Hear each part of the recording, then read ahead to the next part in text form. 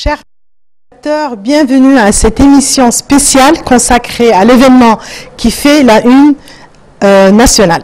La sortie du film Tombouctou en première en Mauritanie, dont la séance d'avant-première a été rehaussée par la présence du président de la République, et Tombouctou, donc nous reviendrons sur ce film, sa création, sa vie et ses perspectives, après avoir présenté son réalisateur, notre invité, M. Abderrahmane Sissako.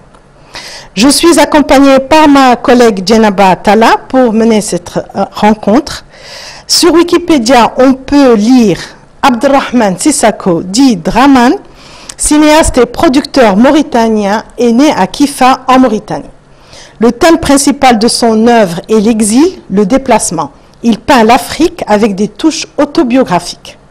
Maintenant, nous allons demander à Abderrahmane de compléter ce tableau que je vais lire à présent.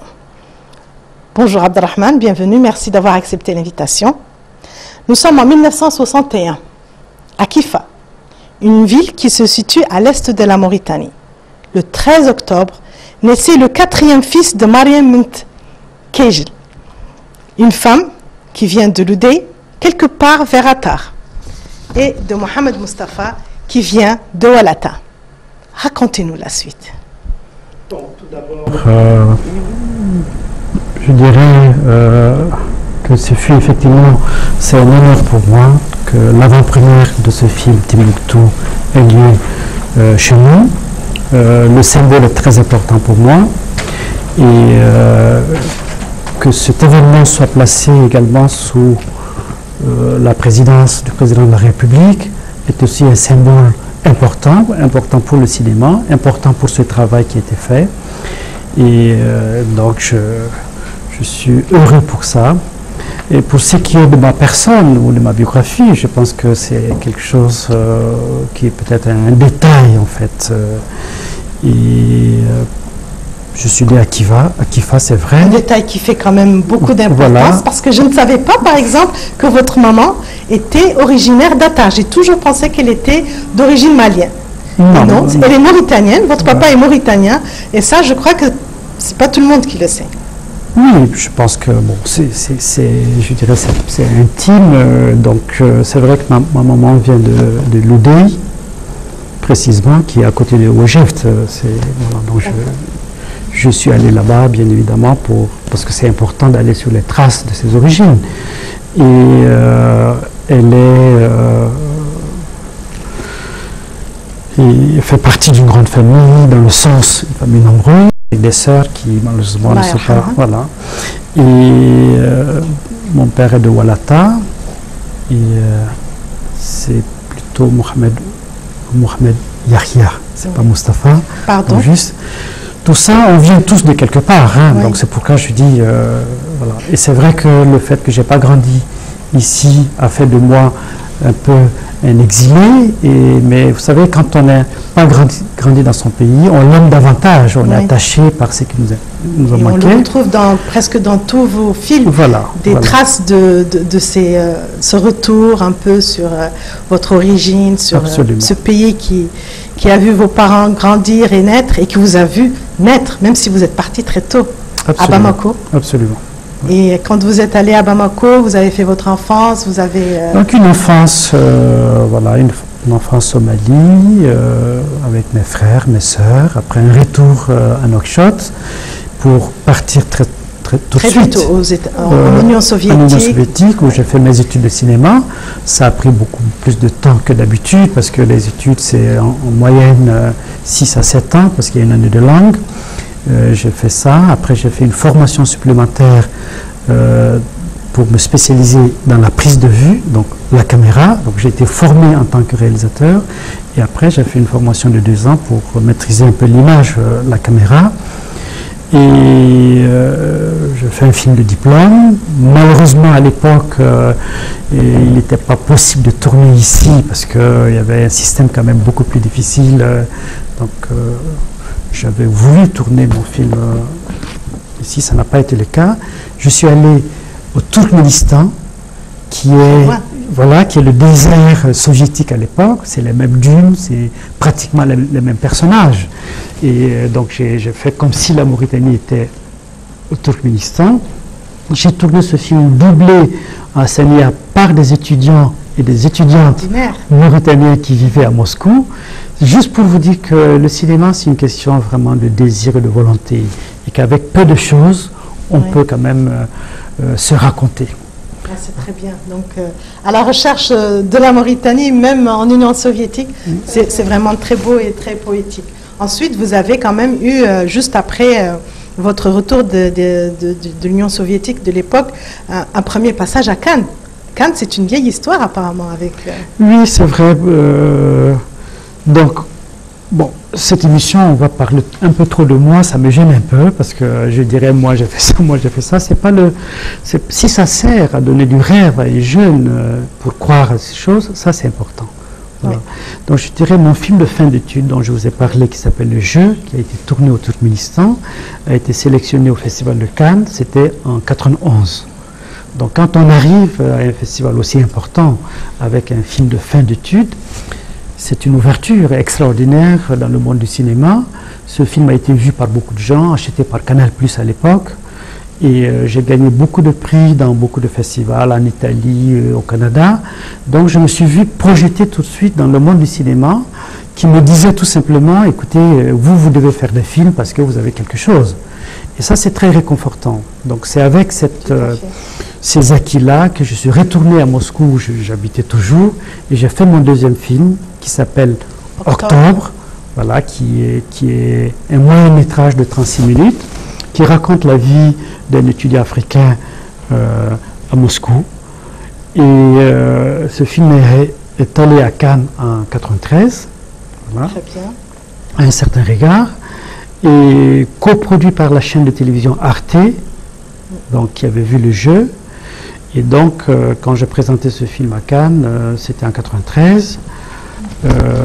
Voilà, j'ai pu résider à Paris parce que à l'époque la télévision ici n'était pas très développée, elle n'est toujours pas dans un certain sens, c'est-à-dire elle ne faisait pas de production cinématographique, et donc je me disais malgré moi je vais m'installer à Paris, alors que mon vrai désir c'est quand même de retourner au pays pour faire mon travail de cinéaste, mais la réalité me disait que cela va être difficile. Donc je suis allé en France, j'ai commencé à travailler.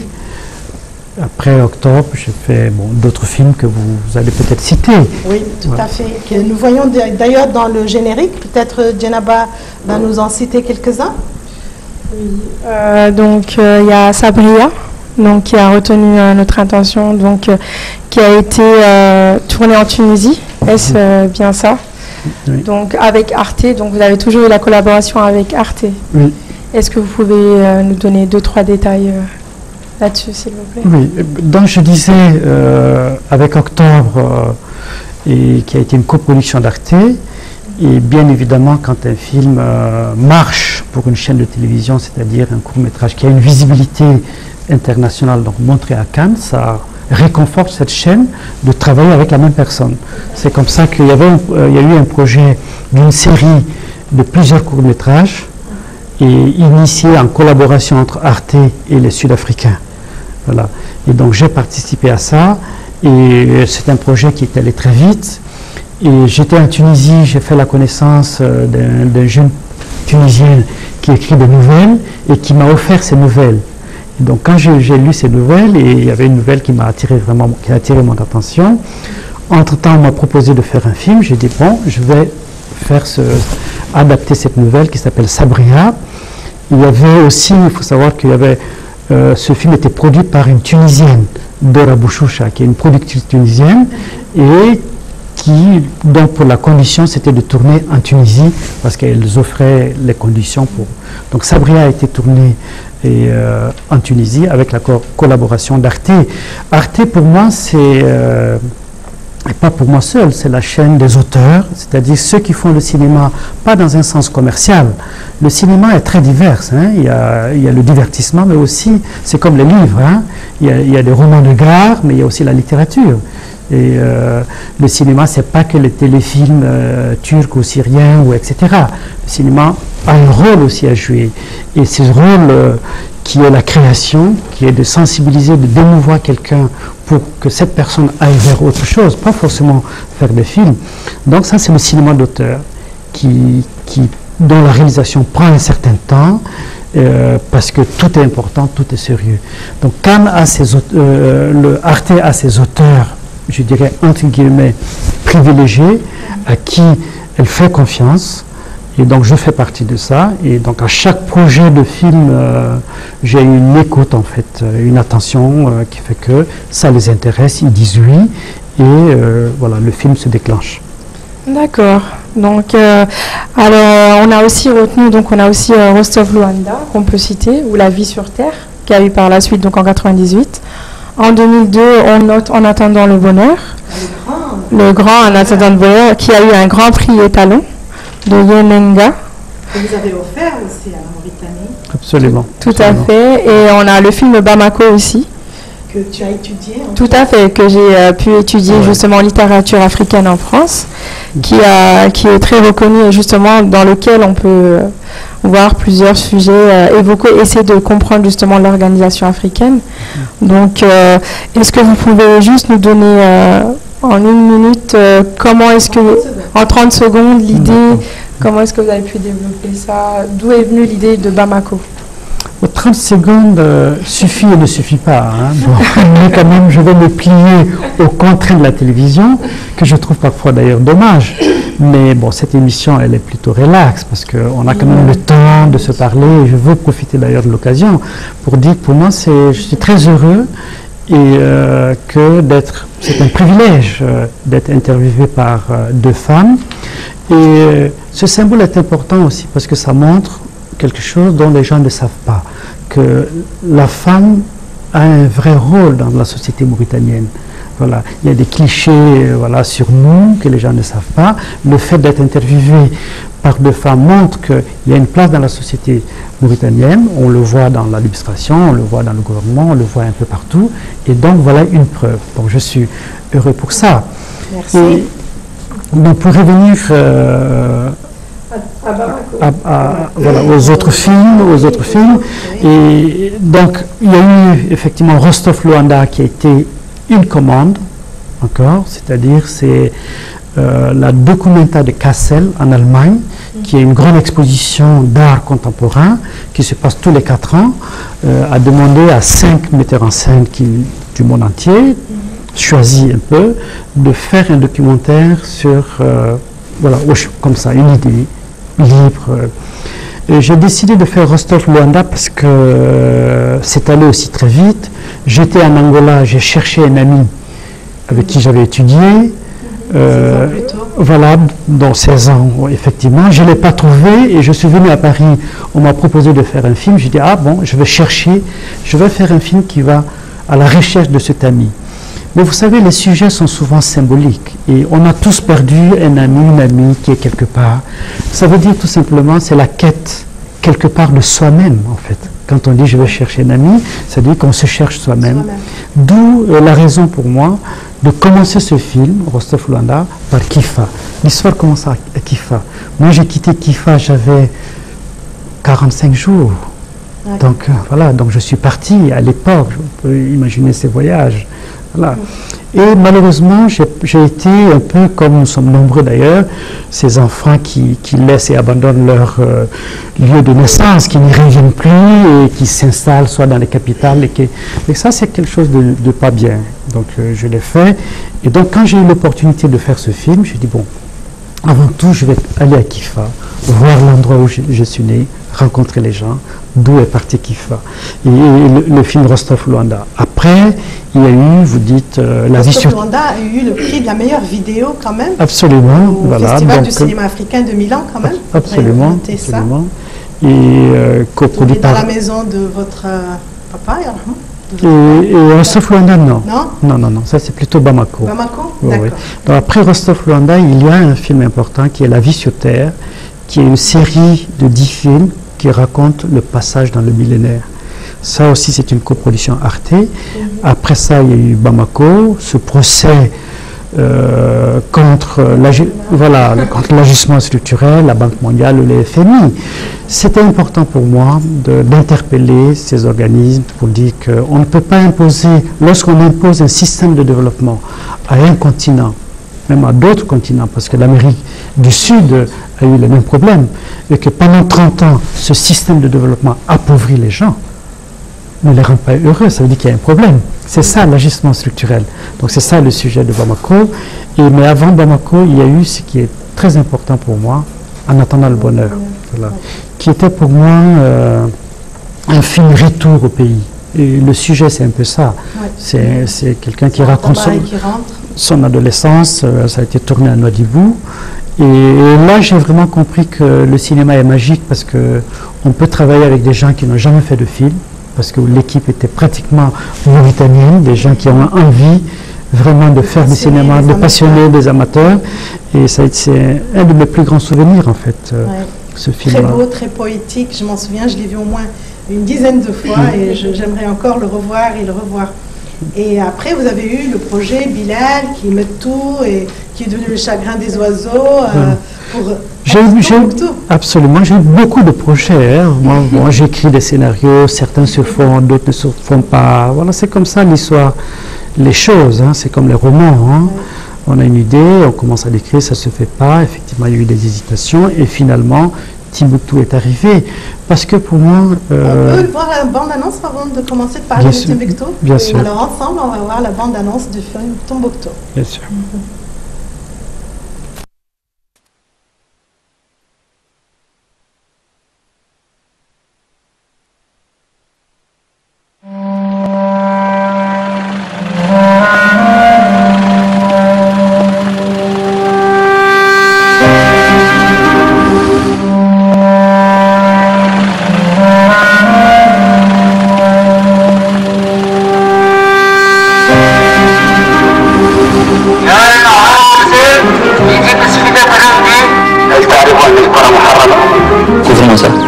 Qu'est-ce que tu fais là? Amenez-la. Ça me reste tout ça, d'accord, d'accord, ça. Qu'est-ce que tu as gagné? Ne me gagne tout que tu as déjà fait. Qu'est-ce que ça? Na waka bolo tige de ba fla fla ni ayati kunna na ka ga kuna bilaye kuna bindo aha gele kale da kani ka sama na ko ntado Monsieur Noël, voilà. Koye ni façon on va nous Tombouctou ni façon قولوا لا تغطي راسها مش من حقها ديمو سوما نو كاسيلا أنا صاري في الداس مدرسات سبيت جيت Hier soir, on nous a surpris dans une chambre jouer de la musique. Est-ce que vous savez que c'est interdit? كفاكم انكم تسلموا الاسلام المسلمين وجهادكم صندوق حدود التمثيليات تويس استطلاع ضربات وفتمة على الطويل أنا بس أنا صارت وجواتي واتسا أنا وارا كفا دبتد والهدى والناس أجلت ويك النسين فلا صديت ويك النسين طعمت الشيك أين هي الرحمة وأين هو العفو وأين هو التوكل بعد العزم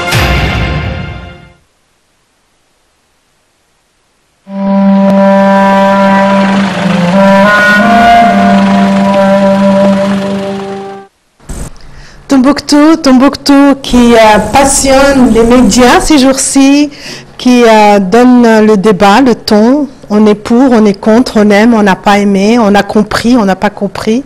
Pourquoi Tombouctou? D'abord, je suis content déjà que ça intéresse les gens. Donc, quand il y a débat, ça veut dire qu'il y a intérêt. Et je voudrais tout d'abord dire que en tant que personne et en tant que cinéaste, en tant qu'artiste, lorsqu'on fait un travail et on ne cherche vraiment pas à avoir fondamentalement raison, on cherche des choses, on raconte l'humanité dans son état. Donc Timbuktu c'est un détail, mais un détail important. Pourquoi Timbuktu? C'est un symbole Timbuktu. Vous savez, c'est une ville millénaire. c'est comme Walata, c'est comme Shingiti, ce sont des villes de connaissance, ce sont des villes de partage, ce sont des villes de la foi de l'islam. Et ce sont ces villes qui ont véhiculé notre éducation religieuse. Voilà. Et donc quand Timbuktu vit un drame, quand Timbuktu est pris en otage, je pense que nous sommes tous quelque part pris en otage dans ce sens, affligés par cette situation. Et moi, en tant que cinéaste, si j'ai l'opportunité et la chance de raconter ça, et je le fais pour nous, je le fais pour notre religion, parce qu'elle souffre d'une incompréhension réelle et partout dans le monde. L'islam a été réduit à des événements terribles et dramatiques pour nous tous, le 11 septembre ou d'autres événements, et qui fait qu'il suffit de s'appeler Abdelrahman ou Mohamed pour qu'il y ait une suspicion. Ça change petit à petit. Et donc nous avons tous, directement ou indirectement, été frustrés par ça, été blessés par ça, parce que nous savions que c'est pas ça notre religion. Notre religion a toujours été celle du pardon, celle de la compréhension, celle de la tolérance. Et donc, Timbuktu est symbolique de ça. Et donc, je voulais montrer qu'il ne faut pas faire l'amalgame de ceux qui, pour des raisons autres, voilà, et arrivent quelque part, étrangers à ces lieux, pour imposer telle ou telle chose. Tout à fait. Donc, on voulait savoir comment est venu le choix de tourner à Walata, qui est aussi, donc, je rappelle, une des quatre voilà, qui est la ville de votre grand-père, et aussi une des quatre qui est comptée dans les quatre anciennes villes, donc qui sont classées à l'UNESCO anciennes villes. Comment est-ce que vous avez choisi cette ville-là et pas une autre? D'accord. D'abord, bien évidemment, quand on fait un film sur une ville comme Timbuktu, ce qu'on souhaite, c'est de le tourner à Timbuktu. Moi, je suis allé là-bas. J'ai fait des repérages, j'ai même choisi des acteurs à Timbuktu, parce que la ville avait été libérée. Mais quelques temps après, il y a eu un attentat qui a montré que la ville n'est pas sécurisée du tout pour une équipe de tournage. Et le seul pays qui a pu accueillir le projet sans être initiateur du projet, parce que ce n'est pas la Mauritanie qui a dit il faut faire un film comme ça, il faut faire ceci, non. La Mauritanie, mon pays, m'a ouvert les portes en disant, en aidant tout d'un coup, parce qu'il fallait en 2 mois trouver un autre lieu pour faire ce film. Moi, je ne voulais pas aller dans des pays qui étaient prêts pour ça. Je pouvais aller en Tunisie, je pouvais aller au Maroc, peut-être avoir même plus de moyens pour faire. Non, je dis c'est important que je le fasse ici. Et c'est là où le soutien de l'État a été extraordinaire et très important. Et Walata s'est imposé tout de suite parce que c'est une ville jumelle avec Timbuktu. Et symboliquement, comme vous dites, c'est ma ville aussi d'origine, mais surtout parce que c'est une ville jumelle avec Timbuktu, les architectures de la vieille ville sont presque pareilles, donc très vite, nous sommes allés là-bas. Je profite d'ailleurs de cette occasion pour dire, je le redis souvent, le cinéma est un travail véritablement collectif. C'est des centaines de personnes qui donnent leur quotidien, qui vraiment, et ça a été le cas à Walata. Nous, on a eu vraiment un accueil extraordinaire de la population, sans laquelle on n'aurait pas pu faire ce qu'on a fait. Et donc c'est ça, c'est peut-être c'est dû un peu au retour du fils qui avait abandonné sa ville aussi. C'est ça, je me le reproche d'ailleurs, parce que j'ai abandonné, comme d'autres frères à moi, on a laissé la maison voilà, familiale s'écrouler, voilà, en ruine. Donc maintenant on peut la tenir debout. Il faut la tenir debout, pas pour soi-même, mais pour la ville, pour ce que les autres ont fait, ont laissé, pour les générations à venir. Donc ce film m'a amené ça aussi. C'était symbolique. Je pense quelque part, c'est comme si mes origines m'ont appelé. Voilà, viens. Et ça a été extraordinaire quand on tourne, peut-être que dans les images, vous allez voir la scène sur les dunes où vit cette famille Touareg qui s'est installée, qui vit ce drame. Le nom de votre grand-père. Tout à fait. Absolument. Celui que j'ai découvert, parce que j'arrive, je vois des dunes incroyables, je suis ému tout de suite. Je suis ému sur la place. Je dis, c'est ici que moi je vais tourner. Et quand j'ai dit c'est ici que je vais tourner, personne qui m'accompagnait me dit mais c'est extraordinaire, est-ce que vous savez comment ça s'appelle? Je dis non, je ne sais pas. Il dit mais c'est les dunes de Hamid, votre grand-père. Absolument. Voilà. Oui. Donc ça, ce symbole a été très fort pour moi. Comme quoi tout est lié à l'histoire. Donc alors si on revient donc au cœur du film, je voulais savoir, donc on a vu contrairement aux différents films que vous avez faits, dans Tombouctou on remarque plus des couleurs sombres qui sont plutôt dominantes et qu'il y a seulement 2 personnes qui ont des couleurs, à savoir la danseuse un peu folle, la folle, tout à fait, et celui, voilà, et le motard qui distribue un peu l'eau dans le village. Est-ce que c'est pour refléter le cadre de l'ambiance en lui-même ou quel est ce choix justement de couleurs? Bon, quand on fait un film, il y a vraiment beaucoup de choses, effectivement. Il y a les décors qui comptent, il y a le casting, il y a les costumes, il y a, voilà. Donc on fait des choses et pour créer une ambiance en fait. Un film, c'est une ambiance, c'est une atmosphère. Mais il n'y avait pas une intention de la rendre sombre. La réalité était sombre à cette époque-là, parce que voilà, la ville était vraiment traumatisée. Une ville de gens qui ont toujours été pieux, qui ont toujours respecté l'islam, qui tout d'un coup se voient obligés de faire ceci, de faire cela, ont été vraiment traumatisés. Des grands-mères qui sont des gens extraordinaires et voilà, ont été obligés de se comporter comme ça, de ne pas faire ça, etc. Donc il y avait une lourdeur dont j'ai voulu... C'est une parenthèse, hein, ce film, c'est un moment que je raconte et donc il y a ces couleurs-là pour accentuer un peu le drame. Mais il y a aussi la lumière, parce que ça soit chez... Kidane, bon, il a quand même un boubou bleu, que ce soit la petite fille Toa, elle est magnifique et lumineuse déjà. Donc le film essaie quand même, malgré ses côtés, d'être lumineux, parce que malgré la difficulté, la vie, elle est lumineuse aussi. Il y a la musique aussi, je crois que pour la première fois, peut-être, je me trompe, c'est une composition spéciale que vous avez faite, vous avez tenu à ce que la musique soit faite d'une façon différente, par un compositeur tunisien, Absolument. Qui n'est pas musicien forcément. Oui, en fait ça a été il faut d'abord dire que moi, tous mes films ont été montés par une personne que j'aime beaucoup, qui s'appelle Nadia Ben Rachid, qui est tunisienne, qui vit à Paris. C'est elle la monteuse de tous mes films. Et cette fois-ci, je lui ai dit, mais cette fois-ci, moi je ne veux pas vraiment aller chercher des musiques déjà prêtes, donc je veux travailler avec un compositeur. Et elle m'a dit, je connais un garçon qui s'appelle Amin Bouhafa, qui est tunisien, un passionné de musique, qui a fait une formation même de musicologue, mais il est plutôt mathématicien, c'est sa vie, il travaille dans une grande société, et il est passionné. Il est passionné. Et donc c'est avec lui que j'ai fait un vrai travail. Voilà, c'est lui qui a fait le travail d'abord, disons plutôt. Moi, je lui ai dit à peu près ce que j'aimerais que ce film soit, une musique ouverte, mais qui a aussi une authenticité. Et donc, je dirais, le mérite revient à ce jeune compositeur. Alors, il y avait aussi donc le fil de pêche, je ne sais pas si c'était voulu. Donc nous, on a trouvé une signification, à savoir qu'il pouvait être comparé au fil qui représente la relation entre les différentes ethnies.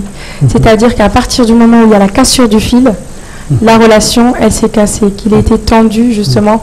Du pêcheur. Voilà, le fil du pêcheur Amadou. Donc, comme on a vu, à partir du moment où il a été rompu, les relations ont été rompues aussi. Est-ce que c'était une volonté ou bien c'est... C'est pas une volonté dans le sens direct. Vous savez, je dis toujours, les symboles dans les films appartiennent vraiment à celui ou celle qui regarde le film. Voilà. Et ça, c'est toujours intéressant parce que on peut être réalisateur sans vraiment maîtriser les choses. On a des intuitions d'utiliser tel moment et ça prend des proportions qui nous échappent. Donc cette lecture, pour moi, elle est très intéressante parce que je voulais effectivement montrer la fragilité des relations humaines. Voilà, qui tient qu'à un fil pratiquement et que fondamentalement les gens ne se détestent pas. Fondamentalement, les gens s'aiment, veulent en tout cas l'harmonie entre eux. Mais l'accident peut arriver. La mort d'Amadou, c'est un accident. Voilà, c'est souvent récurrent, mais heureusement, parfois, le plus souvent d'ailleurs, il y a une réconciliation qui se fait. Et d'ailleurs, vers la fin du film, il raconte que la mort d'Amadou le bouleverse, le touche toujours et qu'il le regrette profondément.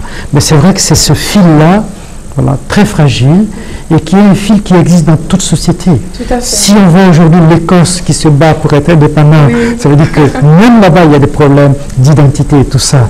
Mais le plus important, c'est d'être ensemble, quelles que soient les différences, aussi bien culturelles ou autres, hein, comme entre les pêcheurs et les éleveurs, partout c'est pareil. Voilà. Et donc le rôle du cinéma, c'est ça, c'est réconcilier à chaque fois. C'est quelqu'un qui disait, j'ai tellement envie de retrouver cet auteur parce que je me l'ai approprié à chaque fois alors que ça ne vient pas de moi. Le symbole est très fort. Il dit que l'eau irrigue la terre pour nourrir les hommes et que la culture est faite pour nourrir leur âme et pour les réconcilier.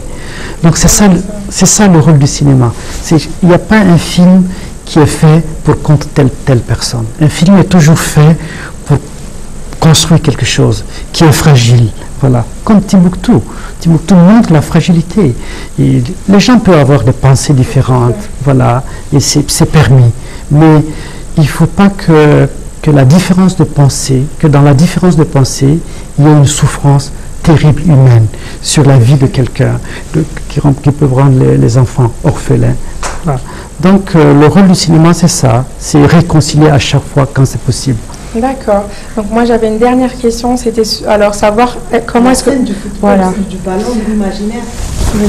Donc ça je laisserai Maïmouna bien le développer. Moi c'était sur la scène de la mort d'Amadou. Oui. Est-ce que vous pouvez nous donner les détails de tournage? Comment ça s'est passé? Parce que quand on voit c'est un peu presque le crépuscule. Voilà. Moi quand j'ai vu la mort d'Amadou, ces derniers instants, quand Kidan a traversé de l'autre côté, la caméra nous a un peu attirés. C'était comme la mort d'un poisson. C'était très émouvant. C'est très beau comment vous interprétez ce film, hein, avec les symboles, quand vous dites la mort d'un poisson. C'est très fort de le voir de cette façon-là. Et ce que je veux raconter autour d'Amadou, sans être trop long, hein, et rappeler toujours le film tourné à Walata, à Kifa, à Nema, mais c'est Timbuktu. Donc ne faisons pas l'amalgame aussi. Voilà, des choses, voilà, bon. Et le pêcheur, moi je cherchais un comédien, un acteur pour jouer le rôle du pêcheur, et il fallait que le pêcheur parle Songhai ou Tamashek. D'où le choix des acteurs aussi. Oui. C'est pourquoi tous les acteurs ne pouvaient pas être mauritaniens. Il fallait voilà, c'est comme l'acteur principal et sa femme. C'est un couple Touareg. Donc je ne vais pas faire parler un couple Touareg en Hassania. Donc je choisis des Touaregs, voilà, qui parlent leur langue. Et en l'occurrence, Pino qui joue le rôle de Kidan, c'est un Touareg qui vit en Espagne, à Madrid. Et Tourou qui est la mère qui joue le rôle de sa femme et de la mère, elle vit en France. Voilà, c'est une chanteuse. Et Amadou le pêcheur, j'ai cherché, mes assistants m'ont montré des photos, à Nema, ils ont trouvé des Maliens, voilà. Et à Kifa aussi, on m'a amené des gens. C'était pas de bonnes têtes pour le cinéma. Voilà, parce que le cinéma, c'est quand quelqu'un meurt dans un film, il faut le rendre sympathique avant. Il faut qu'il y ait quelque chose qui dégage pour qu'on puisse compatir, qu'il y ait une compassion récemment. Donc il faut bien choisir. Il faut choisir quelqu'un qui a une énergie, qui a une vie. Voilà. Et donc moi je suis arrivé, on a tourné à 20 km de Kifa, et dans un étang où il y a une rétention d'eau, et pour faire semblant que c'est un fleuve. Voilà. Comme entre Timbuktu et le village Toya, il y a un fleuve, un bras du fleuve. Voilà, qui sépare Timbuktu du plus au sud du Mali. Donc on a trouvé cette... Et on est arrivé ce matin-là pour tourner la scène. Nos décorateurs avaient installé ce filet fragile dans l'eau, tout était prêt, mais je n'ai pas mon acteur. Je n'ai pas l'acteur principal, donc c'est terrible. Mais quand on fait un film, il faut faire très attention. Même quand rien ne va, il faut faire semblant que tout va bien. Il faut être serein, il faut arriver Il ne faut pas crier sur les gens, il ne faut pas insulter, il ne faut pas dire je ne suis pas content, il y a ça. Il faut le garder, il faut le garder un peu. Parce que les gens qui vous ont donné pendant 7 semaines beaucoup de choses, mes assistants, Demba Seck du Sénégal et Sidi Mohamed Cheguer, qui tous les matins travaillaient pour me trouver telle ou telle personne. On ne peut pas le dernier jour les accuser de tout ce que... Voilà. Donc, mais je n'étais pas content. Demba m'a montré la dernière photo de quelqu'un qu'il a vu à 2h du matin à Kifa, pendant que moi je dormais et il travaillait. Voilà, il m'a montré ça le matin dans la voiture, en disant, il me dit, Abdelrahman, c'est voilà, la seule personne, la dernière personne que je peux, je sais, voilà, je regarde. Et cette personne avait un visage, pour moi, entre guillemets, terrible. Parce que j'avais le sentiment qu'il était mort déjà. Donc il ne faisait pas mon affaire du tout. J'ai dit à Demba, je lui ai rendu son appareil photo, j'ai dit, ça ne marche pas. Et donc, même s'il faut faire ce film sans le pêcheur, je vais tourner sans le pêcheur. Je vais inventer quelque chose. Parce que vous n'avez pas trouvé mon acteur. Nous arrivons sur la place et je dis, mais le pirogue, là, ça appartient à qui? Est-ce qu'il y a des pêcheurs ici? Et on m'amène un pêcheur. Je le salue, il me répond. Je dis, mais vous venez d'où? Il me dit, je viens de Timbuktu. Je dis, mais vous venez de Timbuktu? Je dis, oui. Qu'est-ce que vous faites là? Il dit, ben, quand il y a eu l'occupation, j'ai quitté Timbuktu et je suis venu vivre ici à Kifa. Et je pêche ici. C'est extraordinaire. Voilà. Et si ça, c'est pas un don de Dieu, qu'est-ce que c'est? C'est ça. Et je le regarde. Je dis, mais vous parlez tamashek? Il me dit oui. Vous parlez soraï? Oui. Vous parlez bamara? Oui. Voilà. Et donc, je l'ai quitté, j'ai marché seul un peu pour essayer de comprendre est-ce que je rêve, est-ce que je rêve pas, comment un cadeau aussi extraordinaire peut être fait. Donc, et j'ai respiré, je suis revenu vers lui et je lui ai raconté son rôle. Et il m'a arrêté au milieu, il m'a dit, faites-moi confiance, je vais faire tout comme vous l'avez rêvé, et vous allez voir. Voilà.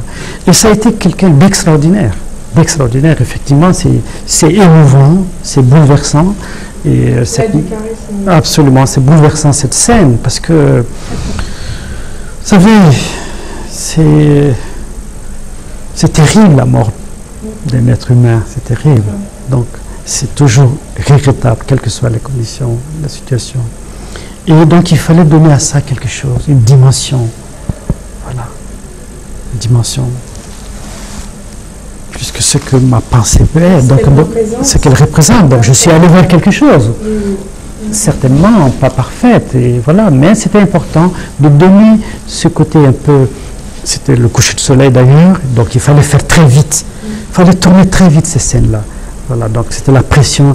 Il nous restait à peu près 16 minutes avant que le soleil ne tombe complètement. Donc c'était la course, mais la scène a pu être filmée. C'est la scène de la mort qui représente aussi l'un des piliers les plus sacrés dans l'islam, c'est la vie humaine. Absolument. Et que malheureusement, on est en train comment dire, je n'arrive même pas à trouver... que ces terroristes, on peut les appeler comme ça, au nom d'Allah, prennent la vie que Allah a interdit. Absolument. Complètement, c'est un interdit dans notre religion de prendre la vie d'un être humain. Et c'est très fort, effectivement. C'est la scène du football, c'est quelque chose. J'ai beaucoup entendu parler de la scène de ce ballon imaginaire, mais quand je l'ai vu, je crois aussi que c'était ouf. Moi, c'est important, effectivement, cette scène. J'étais très heureux lors de la projection de l'avant-première au Palais des Congrès que les spectateurs ont senti quelque chose. Parce que moi, je voulais raconter des interdits absurdes. Voilà. Interdire quelqu'un à jouer le football ou interdire à quelqu'un de chanter. Timbuktu a cessé pendant 1 an de chanter. Timbuktu a cessé pendant 1 an de jouer au football. Mais je dis, on ne peut pas empêcher à un être humain de chanter. Il va toujours chantonner quelque chose dans sa tête qu'on on peut pas posséder. On peut pas posséder. Et donc la scène du football, pour marquer cet interdit du football absurde, j'ai imaginé un match avec des jeunes sans ballon et qui a été fait par des jeunes extraordinaires de Walata. On faisait des répétitions, on avait acheté des ballons et tous les jours il travaillait avec un acteur, Abel Jafri, qui joue le rôle d'Abdelkerim, qui est un Algérien. Et c'est lui, tous les après-midi, il allait avec les ballons, jouer avec ces enfants-là, et les entraîner. Et les jours où on devait tourner avec 2 caméras, on a enlevé le ballon et ils ont commencé à jouer. Ce qui était extraordinaire, quand on tournait ces scènes, la population est venue regarder comme si on regardait un match un match habituel, il n'y avait pas le ballon, mais on suivait, et quand on marquait un but, on était... Voilà, ça a été... Tout le monde... Non, c'est magnifique. Magnifique, beaucoup de poésie, beaucoup de ces symboles forts dont vous parlez, qui nous rappellent aussi, en attendant le bonheur. On peut passer des heures et des heures à parler de chaque séquence, chaque mouvement. En tout cas, moi, de mémoire, je peux vraiment passer des heures. C'est ça la magie du cinéma d'Abdelrahman, c'est ça l'empreinte du cinéma d'Abdelrahman Sissako. Avant d'en parler, peut-être une question qui fâche peut-être, mais qui est d'actualité. Certains disent que voilà, vous avez été, que le film Tombouctou a été contre l'islam. D'autres disent que que le film Tombouctou est pour les djihadistes, vraiment qu'il a fait de la promo pour les djihadistes en les montrant pas dans leurs œuvres les plus horribles. Ce sont des réactions que j'ai entendues lors de votre conférence de presse, que j'ai vues à la télévision hier lors d'un débat, etc. Tombouctou et l'islam. Bon, moi je dirais, je ne veux pas juger les avis des gens.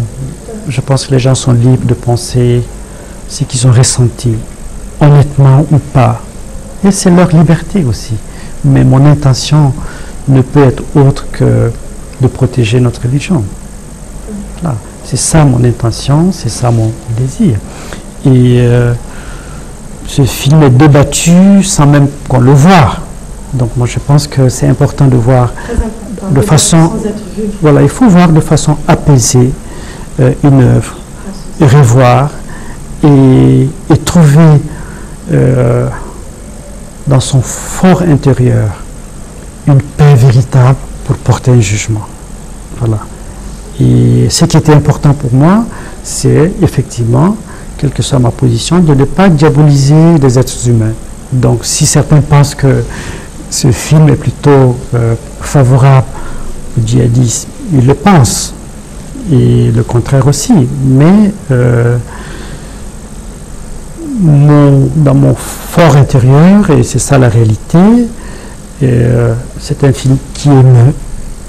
Je dirais tout simplement que s'il y a quelqu'un dans le film qui représente ma vision, qui représente ma pensée et qui est ma foi, ça c'est l'imam. Voilà. C'est l'imam du film. Voilà. C'est les paroles de l'imam, j'adhère complètement à ça. Son désir d'amener des gens que lui considère, à raison ou à tort, comme perdus dans la mauvaise voie, il les amène à la raison en étant avec eux. Pas en les combattant, pas en les insultant. Voilà. Toutes les scènes avec les djihadistes, c'est ça.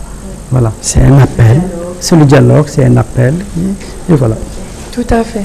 Donc, ce qu'il faut rappeler, donc, comme on dit, c'est un film et non un reportage ou autre. Comme le film, en fait, il est un peu réaliste, c'est-à-dire qu'il reflète quelque chose, les gens ont tendance parfois à confondre justement avec un reportage. Car c'est vrai que voilà, ce qui est beau, c'est qu'on peut se dire, quelques scènes, on peut se dire, ah ça, j'ai vécu, par exemple, le match de foot ou des choses comme ça, ou l'âne qui passe. C'est des choses qu'on peut voir dans sa rue. Donc finalement, les gens... Pour en tout cas ceux qui n'ont pas l'habitude peut-être de voir ça comme ça, bah, ça les pousse à dire, bon, si c'est présenté comme ça, peut-être que c'est la réalité, en tout cas c'est la réalité qu'ils veulent montrer. Tandis qu'un film, on peut se permettre de rajouter des choses, voilà, mettre un peu de fiction. Et donc, puis je pense que Et c'est vrai qu'il n'y a pas cette tradition de voir les films, donc c'est vrai que l'interprétation aussi peut être un peu hâtive. C'est pourquoi je dis très sincèrement qu'on doit quelque part plutôt être fier et profondément fier de ce film, parce que c'est un film sur la paix, c'est un film sur la tolérance, c'est un film qui montre le vrai visage de l'islam, et c'est ça. Et donc, nous devons nous approprier dans ce sens-là, et que ce film a été possible en Mauritanie. C'est ça la réalité. Voilà. Que c'est la Mauritanie qui offre ce film, ce message de paix, de tolérance, de compassion au monde entier, et que c'est arrivé ici. Je pense qu'on doit tous en être véritablement fiers. Et ça, je le répète, ce n'est pas une question que j'insiste là-dessus. Et sans l'État, je n'aurais pas fait ce film, vraiment. Sans le soutien réel et très fort de l'État, aussi bien sur un plan financier que sur un plan matériel. Je l'ai dit à l'avant-première, l'armée a été là pour nous, à plusieurs niveaux, mais aussi dans une forme de discrétion extraordinaire. C'est une armée éduquée, fière, discrète, respectueuse de tout, qui n'a pas besoin de notre argent de tournage pour eux. Non. Ça a été quelque chose d'extrêmement important, qui a donné confiance à l'équipe, qui a donné confiance à tous les étrangers qui étaient là. Il y avait 12 Français, il y avait 2 Belges, il y avait des Tunisiens, il y avait tout ce monde, des Burkinabés, des Sénégalais, qui ont vu qu'un tel film a été possible, vraiment en Mauritanie, dans une grande tranquillité, montre effectivement les efforts qui ont été faits dans ce sens-là. Et justement, la Mauritanie va soumettre ce film justement aux Oscars prochains. Donc c'est la Mauritanie qui va soumissionner, qui va présenter ce film en compétition aux Oscars. Et voilà, vous allez nous en parler un peu, les perspectives aussi, où est-ce qu'il va être présenté, projeté, la prochaine étape, etc. Je suis très heureux, très fier de ce choix, et parce que aussi c'est l'unique film. C'est bien, et en même temps je suis triste dans un sens, parce que j'aurais aimé que beaucoup de films se fassent, que je ne sois pas le seul quelque part. Donc, mais déjà, quand ça c'est possible, que le continent africain va aller vers les Oscars, et que ce film vient de chez nous, que c'est nous qui présentons, c'est déjà quelque chose de formidable. Et donc si cette nomination se passe, et qu'après nous soyons le plus proche possible des Oscars, qu'on l'ait ou qu'on ne l'ait pas, c'est pas grave. Moi je dirais, les premiers Oscars et mes palmes que j'ai eus, c'était pendant le Festival de Cannes, quand toute la population ici en Mauritanie vibrait pour mon film, voulait que le film gagne. Des anonymes, des gens que je n'ai pas rencontrés, qui tous les jours pensaient qu'on allait avoir. Et ça, pour moi, c'est le plus beau cadeau, c'est le plus beau trophée, que j'ai déjà eu. L'Oscar, c'est autre chose. Ce serait bien pour moi, certainement. Ce serait encore très bien pour le pays, pour le continent. Et je suis très heureux que cette route vers l'Oscar puisse être soutenue par le ministère de la Culture, donc qui fait ce travail, parce que sans eux, je ne peux pas aller non plus aux Oscars, et que cela a été vraiment très bien accepté, et que c'est en train de se mettre en place. Donc il faut qu'on prie tous pour que cette route vers l'Oscar soit une route sans embûche, et que déjà c'est bien qu'on soit sur la route. Inch'Allah, on est sur la route, on sera sur la route. Voilà, le message est là, chers téléspectateurs. Tombouctou sera projeté encore ce soir, demain, jusqu'au 26 à l'ancienne Maison des Jeunes, pour exprimer votre fierté et votre solidarité au film que nous souhaitons vivement être retenu aux Oscars. Venez à l'ancienne Maison des Jeunes. Sinon, le 27 et le 28 au Parc de la Biodiversité, en face du Musée National, et enfin le 29 à l'Institut Français de Mauritanie. Donc tous les soirs en projection. Venez, n'hésitez pas, invitez vos amis. Merci beaucoup Abdelrahman. Merci à vous. D'avoir accepté notre invitation malgré votre agenda chargé, surchargé. Pour finir, je vais remercier au nom, je remercie évidemment Djenaba, merci beaucoup. Je remercie en vos noms l'équipe technique qui m'a accompagné, qui nous a accompagnés dans la réalisation de cette émission. Nous avions aux caméras Dahman Mustafa et Mourad Mohamed, au son Boubacar Gay. Le générique a été créé par Ismail Tandia, l'assistant à la réalisation Samouri ou Mohamed Radi, réalisation Cheikh Salimou. Et dans les coulisses, le thé a été servi par Mohamed Boushab. À très bientôt, chers téléspectateurs, et bonne continuation sur la TV Sahel.